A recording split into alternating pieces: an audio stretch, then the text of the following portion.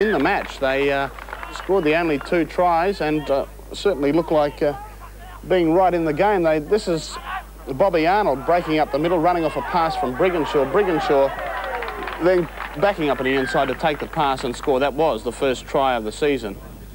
The goal is converted by Staines. And East led 6-2 at that point. Another try coming up very shortly to East. That was just before half-time.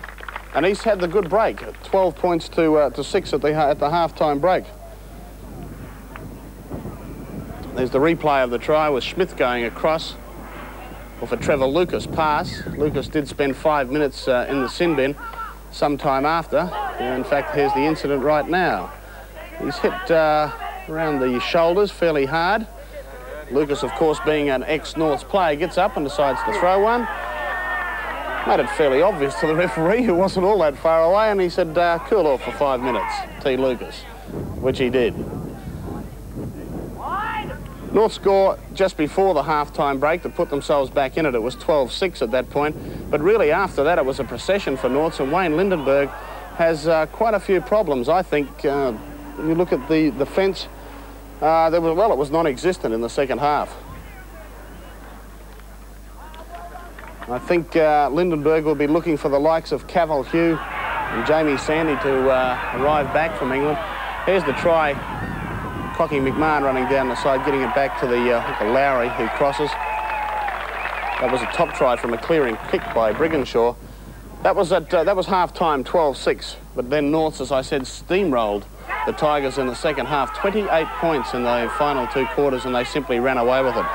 As I said, yes, Wayne Lindenberg now will have to be looking very carefully to get Cavell Hugh and Jamie Sandy back from England, because there were far too many mistakes in East play.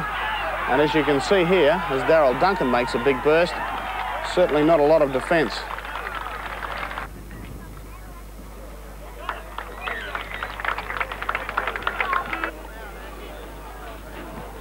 Duncan was the skipper and constructive all day.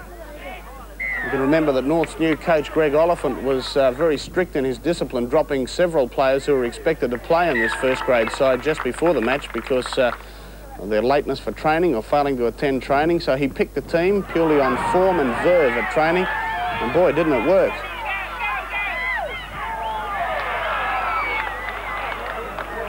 With news commitments, I had to leave the game at half-time, and as I said, at 12-6, I thought East would be fairly well in it, but Norths made no mistakes in the final 2 quarters as they ran away with it, 34 points to 12.